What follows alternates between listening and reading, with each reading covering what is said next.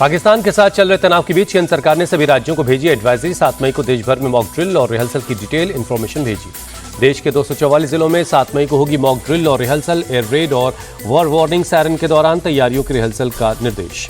Border area में bunker और खाइयों को साफ करने का आदेश। ब्लैकआउट के हालात से निपटने के लिए नागरिकों को और छात्रों को ट्रेनिंग देने के लिए कहा गया। जैसलमेर में तैयार किए गए कंक्रीट के मजबूत बंकर, खिड़कियों को लोहे की शील्ड से ढका गया है। पीएम मोदी और गृह सचिव के बीच पीएमओ में हुई हाई लेवल मीटिंग। पाकिस्तान से तनाव के बीच जमीनी हालात पर बातचीत हुई। पीएम मोदी ने रक्षा सचिव के साथ बड़ी बैठक की। कई अहम मुद्दों पर बातचीत हुई।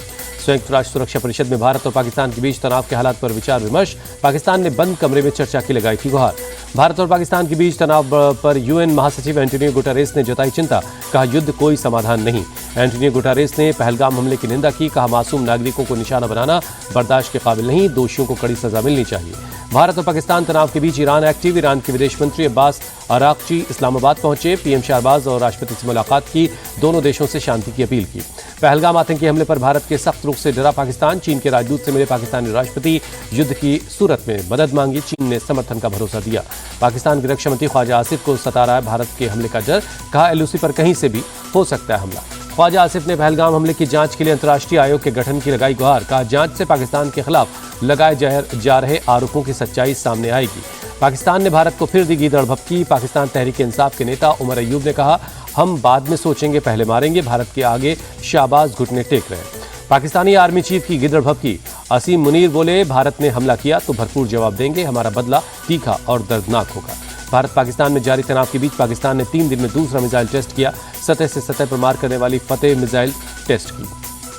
भारतीय नौसेना और डीआरडीओ ने स्वदेशी मल्टी इन्फ्लुएंस ग्राउंड माइन का सफल टेस्ट किया। अब समुद्री सीमा में दुश्मन के सबमरीन को घुसने से रोकना होगा और आसान।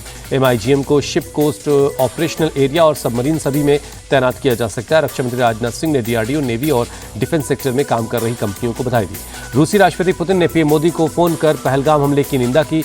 आतंकवाद के खिलाफ भारत की लड़ाई में पूरा साथ देने की बात कही। राष्ट्रपति पुतिन ने पीएम मोदी को न्योता स्वीकार किया। पीएम मोदी के साथ सालाना हाई लेवल मीटिंग के लिए आएंगे भारत। पंजाब के गुरदासपुर से पाकिस्तानी नागरिक हसनैन गिरफ्तार। भारतीय सीमा के 250 मीटर अंदर आ गया था। अमृतसर से कांग्रेस सांसद गुरजीत औजला ने अटारी बॉर्डर के पास मौजूद गांव के लोगों से मुलाकात की। कहा सभी लोग पाकिस्तान को मुंहतोड़ जवाब देने के लिए सरकार के साथ खड़े हैं। सीएम ममता बनर्जी ने मुर्शिदाबाद हिंसा प्रभावित इलाकों का दौरा किया। कहा जो लोग पश्चिम बंगाल के दुश्मन हैं वही दंगा भड़का रहे हैं। आरजेडी नेता मृत्युंजय तिवारी का बड़ा बयान। बिहार की जनता तेजस्वी यादव के साथ है। आरजेडी की ही बनेगी सरकार। अमित शाह ने 3 नए आपराधिक कानूनों को लेकर गृह मंत्रालय में समीक्षा बैठक की। दिल्ली के सीएम, एलजी और पुलिस कमिश्नर मौजूद रहे। नए सीबीआई निदेशक को लेकर पीएम ऑफिस में हुई मीटिंग। बैठक में सीजेआई और राहुल गांधी भी शामिल हुए। कांग्रेस सांसद और लोकसभा में विपक्ष के नेता राहुल गांधी को बड़ी राहत। हाईकोर्ट ने नागरिकता को चुनौती देने वाली याचिका खारिज कर दी है। केंद्रीय रेल मंत्री अश्विनी वैष्णव ने जोधपुर रेलवे स्टेशन के पुनर्निर्माण का जायजा लिया। बोले पीएम मोदी के विकसित भारत की रूपरेखा पर तेजी से काम चल रहा है। राफेल को लेकर बयानबाजी पर घिरे अजय राय की सफाई। बोले सरकार अपनी नाकामी छिपा रही है। लोग कार्रवाई चाहते, वादे नहीं। रक्षा मंत्री ने टायर के नीचे नींबू मिर्ची लगाई थी। प्रियंका गांधी वाड्रा ने अपने संसदीय क्षेत्र वायनाड में पोस्ट ऑफिस पासपोर्ट सेवा केंद्र का दौरा कर खुशी जताई। कहा इस तरह की पहल से लोगों को सहूलियत मिलेगी। मध्य प्रदेश के मंडला में आयोजित आदि उत्सव में एमपी के सीएम मोहन यादव का कांग्रेस पर तंज। जब भी आदिवासियों को सम्मान देने का मौका आया तब कांग्रेस ने मुंह मोड़ा। छत्तीसगढ़ के सीएम विष्णुदेव साय का बयान। प्रदेश में सुशासन तिहार चलाया गया। गुजरात के दाहोद में आग का तांडव। चिलकोटा गांव के कई घरों में लगी आग। बड़े पैमाने पर नुकसान की आशंका। ओडिशा के जाजपुर में गलत दिशा से आ रही एक बाइक ने कार को मारी टक्कर। बाइक सवार 5 फीट हवा में उछलकर सड़क पर गिरा। रोहतक में एक स्कॉर्पियो सवार पर लाठी डंडों से बदमाशों ने हमला कर दिया।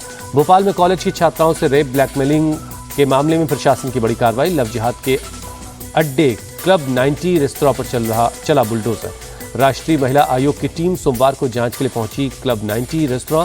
पुलिस ने 6 में से 5 आरोपियों को गिरफ्तार किया। गुजरात के अमरेली में बड़ा हादसा। शेत्रुंजी नदी में डूबने से 4 लोगों की मौत। सभी के शव बरामद कर लिए गए। अलीगढ़ पुलिस को बड़ी कामयाबी। लूटकांड के 4 आरोपियों को गिरफ्तार किया। जम्मू कश्मीर के सामा में चीची माता मंदिर के पास सड़क का एक हिस्सा धंसा। एहतियातन रोकी गई आवाजाही। दिल्ली एनसीआर में अगले 2 दिनों तक बारिश की आसार हैं। उत्तराखंड में अगले 3 दिनों तक भारी बारिश और बर्फबारी की चेतावनी जारी की गई है। गुजरात के खेड़ा जिले में तूफान का कहर। पेड़ गिरने से एक महिला की मौत जबकि एक शख्स जख्मी हो गया। पंजाब के मोहाली में कल हुई तेज बारिश के बाद जलभराव। कई इलाकों में सड़कों पर भरा पानी। बाबा अमरनाथ की पवित्र गुफा से पहली तस्वीर आई सामने। यात्रा से 2 महीने पहले विशालकाय शिवलिंग आकार ले चुका है। तेल अवीव पर हुती विद्रोहियों के हमले के बाद इजराइल का यमन पर बड़ा हमला। हुती विद्रोहियों ने बंदरगाह पर हमले का वीडियो जारी किया। बंदरगाह में लगी भीषण आग, कई लोग जख्मी हैं। मुंबई इंडियंस और गुजरात टाइटंस के बीच मुकाबला है आज। मुंबई में शाम 7:30 बजे से दोनों टीमें आमने सामने होंगी। सनराइजर्स हैदराबाद और दिल्ली कैपिटल्स के मुकाबले में बारिश ने डाला खलल। दोनों टीमों को मिले 1-1 पॉइंट।